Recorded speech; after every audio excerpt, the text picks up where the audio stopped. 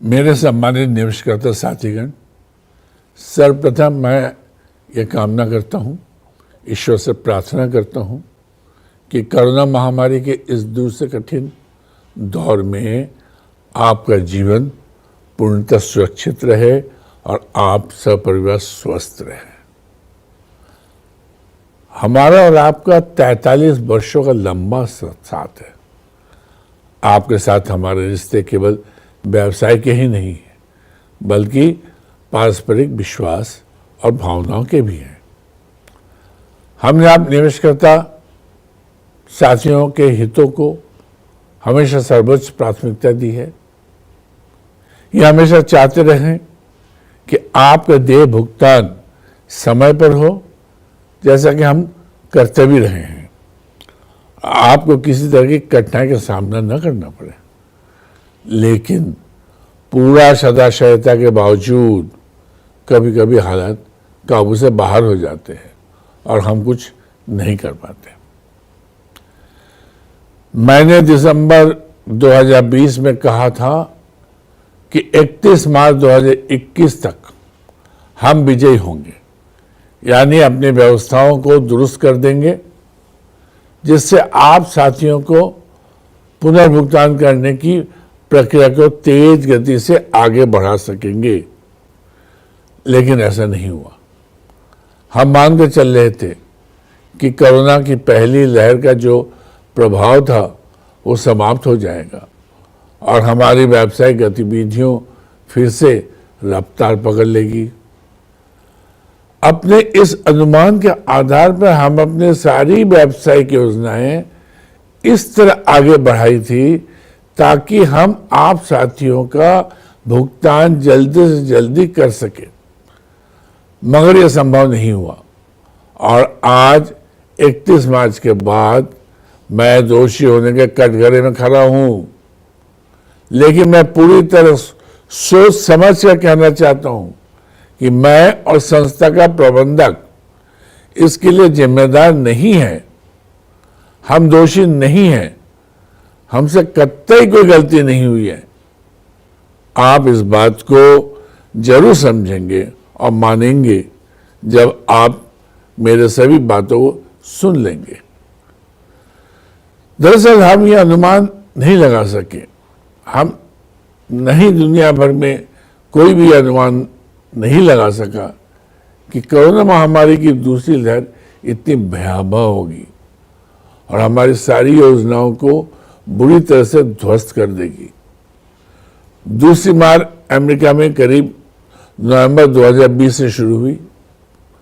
अगर भयावह कोरोना की ये दूसरी मार नहीं पड़ती तो न केवल अपनी व्यावसायिक योजनाओं को हम बहुत आगे बढ़ा चुके होते हैं, बल्कि अपने निवेशक साथियों को भुगतान करने की प्रक्रिया को भी पूरा कर रहे होते। यहां यह बताना जरूरी है कि हमारे सारे के सारे 8 व्यावसायिक स्रोत विदेश से जुड़े हुए हैं। हर वो देश जिससे हम व्यवसाय कर रहे हैं कोरोना की चपेट में आ गया, उसके साथ जो सहज व्यावसायिक गतिविधियों आगे बढ़ रही थी वो सब बाधित हो गई। मेरा कहने का तात्पर्य यह है कि कोरोना की मार ने हमें बुरी तरह परेशान कर दिया। अमेरिका एवं कई अन्य देशों में कोरोना की दूसरी खतरनाक लहर आने पर दीर्घकालिक लॉकडाउन हो गया। सारी व्यावसायिक गतिविधियां ठप हो गई, तमाम प्रगति रुक गई। कुछ अन्य देश जहां से हमारा काम हो रहा है वहां लॉकडाउन तो हट गया, मगर अब वहां से कोई हिंदुस्तान नहीं आना चाह रहा है, क्योंकि हिंदुस्तान में कोरोना का बहुत बुरा हाल है। मैं बताना चाहता हूं कि हमारे बहुत से बनते हुए काम भी छोटे बड़े विघ्न बाधाओं से रुक जा रहे हैं। ये विघ्न बाधाएं प्रत्यक्ष या परोक्ष रूप से मुख्यतः कोरोना के कारण ही पैदा हो रही है, यानी विघ्न बाधाओं का कारण किसी न किसी रूप में कोरोना से ही जुड़ा हुआ है। पिछले महीनों में हमारे सामने कैसे कैसी परिस्थितियां पैदा हुई, इसकी एक छोटी सी तस्वीर आपके समझ रख रहा हूं। एक मामले में विदेश से एक 14,700 करोड़ रुपए की राशि सहारा के लिए भारत आ चुकी है, मगर एक बहुत ही छोटे मसले पर मुंबई की एक निचली अदालत में मामला फंस गया है बिना मतलब के। मुंबई में कोरोना से लॉकडाउन के चलते निचली अदालत कभी कभी 4 घंटे के लिए खुल रही है, मगर उच्च न्यायालय के आदेशानुसार केवल जमानत एवं रिमांड के मामलों को ही सुनवाई की जा रही है। अब उच्च न्यायालय में जाने की तैयारी की गई है, मगर मुंबई उच्च न्यायालय 6 मई से 7 जून तक बंद रहेगा। ग्रीष्मावकाश के कारण 1 महीने तक उच्च न्यायालय नहीं पहुंचा जा सकेगा। 7 जून के जब उच्च न्यायालय खुलेगा तो ये मामला सुनवाई के लिए ले लिया जाएगा और शर्तिया 1 महीने में सुलझ जाएगा और उसके बाद 15 दिन के अंदर ये रकम हम तक पहुंच जानी चाहिए ही, बशर्ते कोरोना और खेल न खेले। एक मामला ये हुआ कि जो व्यक्ति भारत में बहुत अहम जिम्मेदारी में हमारे साथ जुड़ा हुआ है, खुद ही कोरोना की चपेट में आ गया। जब उसकी हालत बहुत गंभीर हो गई तो उसे करीब 25 दिन पूर्णतः काम से अलग होना पड़ा। हमारा सारा काम रुक गया। एक और केस में एक खास व्यक्ति को अंतिम जांच के लिए हम तक पहुंचना था, मगर उनकी मां करीब 20 दिन आईसीयू में रही कोरोना बीमारी के साथ और उसके बाद कुछ दिन आईसीयू से बाहर अस्पताल में रही और तब तक वो व्यक्ति कहीं निकला नहीं, हम तक पहुंचा नहीं। खैर, ये स्वाभाविक था, मगर हमारा काम बुरी तरह से बाधित हो गया। इस बीच ऐसा भी हुआ कि बड़ी मात्रा में एक टेस्टिंग केमिकल हम तक पहुंचना था, बहुत आवश्यक था, मगर अमेरिका एवं जर्मनी में लॉकडाउन के चलते करीब 1.5 महीने सामान नहीं पहुंचा और सभी काम रुके रहे। इस तरह करीब 4 महीने से एक खास व्यावसायिक स्रोत इजराइल सरकार के साथ फंसा हुआ है। कभी वहां से कोई नहीं आ पा रहा था और कभी यहां से कोई नहीं जा पा रहा था। एक बार तो सब इकट्ठे भी हो गए, वहां कुछ जरूरी सामग्रियां फंस गई जो वहां से लॉकडाउन के चलते समय पर नहीं आ पाई और संबंधित व्यक्ति को वापस लौटना पड़ा। इस व्यावसायिक स्रोत से हमें 70,000 करोड़ रुपए पाने हैं। और तो और अभी हाल ही में अमेरिका के साथ जो व्यावसायिक सौदा होना था वो रुक गया। कुछ अमेरिकन साथियों को भारत आकर इस व्यावसायिक मामले को अंतिम रूप देना था, मगर ये अमेरिकन साथी अब नहीं आएंगे क्योंकि यह आने के बाद वो लौट नहीं पाएंगे, क्योंकि अमेरिका ने 4 मई से भारत से लोगों के जाने पर रोक लगा दिया। ऐसे और भी व्यावसायिक स्रोतों पर काम हो रहा है, लेकिन कोरोना के कारण लगातार विघ्न बाधाएं आ रही हैं। 8 व्यावसायिक स्रोत पर हम कार्य कर रहे हैं। 8 स्रोतों का संयुक्त टर्नओवर लाखों करोड़ रुपए में है। मैं आपको बताना चाहता हूं और आप मेरी बात को जरूर मान लीजिएगा कि ऐसी ही छोटी बड़ी 50 विघ्न बाधाओं ने हमें महीनों से परेशान कर रखा है। सब कुछ समय की बात है। बहुत कुछ होते हुए भी हमारे साथ हाथ में नहीं होता। गृह नशर भी अपना खेल खेलते हैं। इस सब के बावजूद हम अपनी व्यवस्थाओं को पटरी पर लाने के लिए जी जान से जुटे हुए हैं।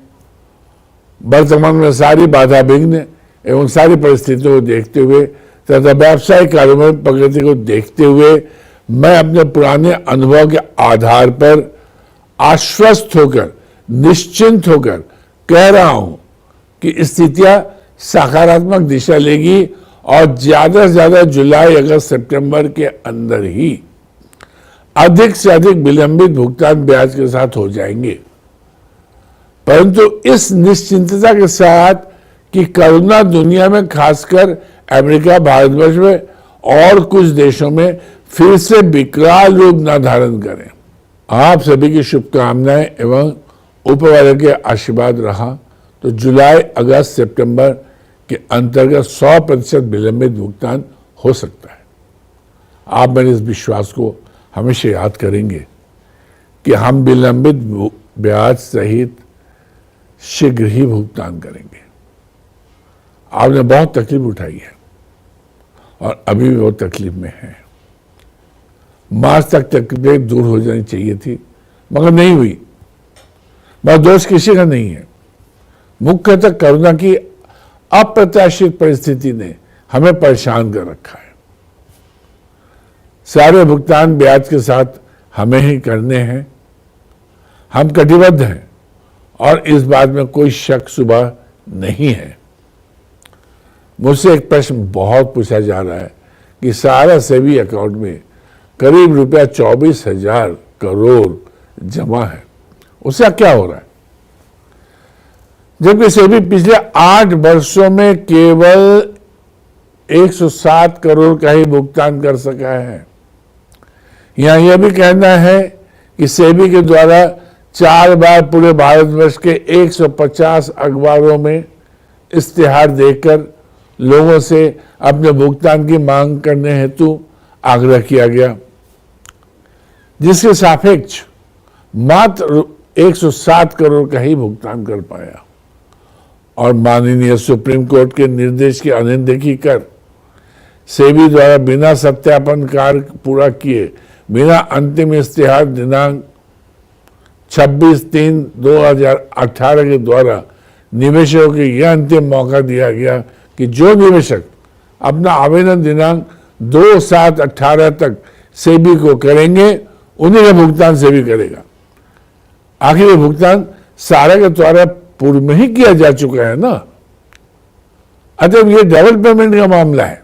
माननीय सुप्रीम कोर्ट के आदेश के मुताबिक 24,000 करोड़ की ये रकम सहारा में ही वापस आनी है और हम ये मानते हैं कि कुछ शेष राशि और जमा करने की जरूरत नहीं है।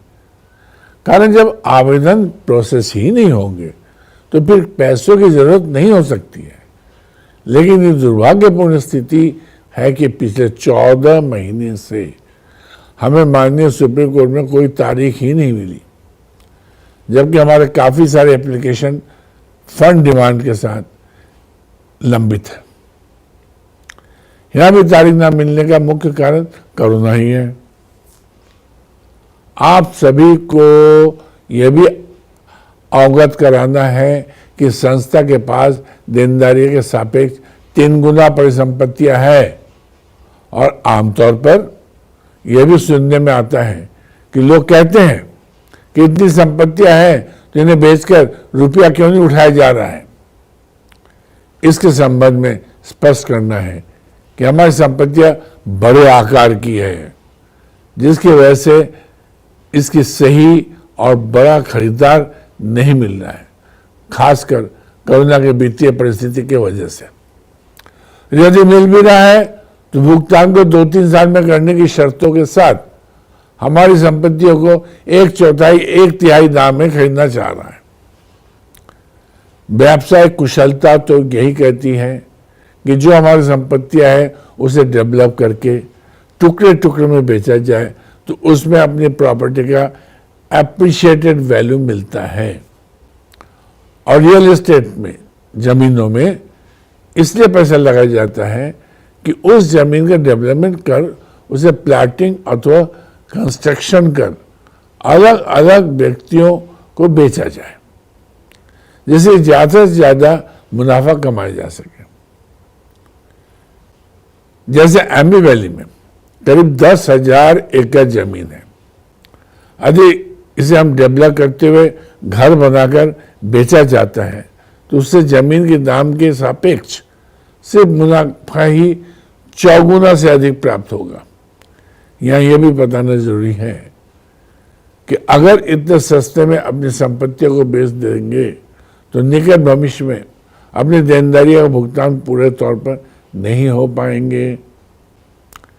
साथ ही बेचने से कोई फायदा सम्मानित निवेशकर्ताओं को नहीं होगा, क्योंकि माननीय सुप्रीम कोर्ट के द्वारा लगाए गए एम्बार्गो, जिसके तहत हमें इन संपत्तियों को बेचने से प्राप्त होने वाली संपूर्ण धनराशि को सहारा सेबी अकाउंट में जमा करना होगा और इस प्रकार सम्मानित निवेशकर्ताओं को 1 रुपये तक का भुगतान नहीं हो पाएगा। इसके अलावा आपको मुझसे कोई भी प्रश्न हो तो उसे सहारा के किसी भी फील्ड प्रबंधक को दे दें और वो कार्यकर्ता आगामी मीटिंग के दौरान मुझसे उन प्रश्नों को पूछकर आपका जवाब आप तक पहुंचाएंगे। अपनी बात समाप्त करने से पहले मैं आप सबसे एक अनुरोध अवश्य करना चाह रहा हूं कि इस दौर में कतई लापरवाही ना बरतें। कोरोना की दूसरी लहर पहली लहर की तुलना में बहुत ज्यादा खतरनाक और मारक है। विशेषज्ञ बता रहे हैं कि हवा के जरिए भी संक्रमण फैल रहा है। ऐसे सूरत में सुरक्षा संबंधी हर उपाय अपनाने और पूरी सावधानी बरतने की जरूरत है। मैं अपने अनुभव के आधार पर आप सबको स्पष्ट और सख्त सलाह दे रहा हूं कि थोड़े से भी लक्षण प्रकट होने पर टेस्ट करने में विलंब न करें। जांच के बाद अगर कोविड पॉजिटिव आता है तो तुरंत डॉक्टर से सलाह कीजिए और स्कैन कराइए। इससे फेफड़ों में असर का पता चल जाएगा। साथ ही खून की जांच जरूर कराइए, जिसमें करीब 7 जांच होते हैं। उन जांच से पता चलेगा कि खून पतला करने की दवा देनी है कि नहीं, और देनी है तो कितनी मात्रा में देनी है। साथ ही यह भी पता चलता है कि स्टेरॉइड देना है कि नहीं, और देना है तो कितना देना है। ऐसे बहुत सारे लोग ऑक्सीजन वगैरह की कमी से मर रहे हैं और उससे कहीं ज्यादा लोग समय से स्कैन और खून की जांच नहीं हो पाने के कारण मर रहे हैं। यानी उन्हें समय से खून पतला करने की दवा या स्टेरॉइड नहीं मिल पा रहे हैं। इस समय सबको बहुत ज्यादा सावधानी बरतने की जरूरत है और मेरे बताए गए उपाय पर कड़ाई से अमल करने की जरूरत है। अगर आपका डॉक्टर नहीं समझता है, नहीं सुनता है, तो उस पर सख्ती से दबाव डालें और जांच अवश्य करवाएं ताकि उनके हिसाब से उचित इलाज तय हो सके।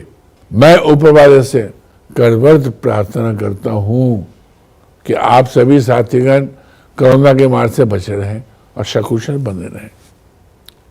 अंत में मैं यही कहना चाहूँगा कि आपका धरोहर सुरक्षित है और आप अपना प्यार एवं विश्वास हमारे ऊपर बनाए रखें।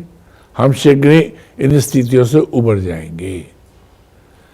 दिनांक 31 मार्च के बाद आप सभी तक पहुंचने में विलंब हुआ, इसके लिए आप सभी से माफी चाहता हूं। इसका कारण यह था कि मैं स्वयं बुरी तरह से कोरोना के ग्रसित हो गया था। मुझे यह भी समाचार मिला है कि हमारे कार्यकर्ताओं एवं सम्मानित निवेशकर्ताओं के परिजन भी इस महामारी के कारण आकस्मिक मृत्यु को प्राप्त हुए हैं। इसके लिए मैं आत्मिक श्रद्धांजलि अर्पित करता हूं और मृत आत्मा की शांति के लिए प्रार्थना करता हूं। आप सभी बड़ों को मेरा प्रणाम एवं छोटों को प्यार भरा आशीर्वाद। सारा प्रणाम।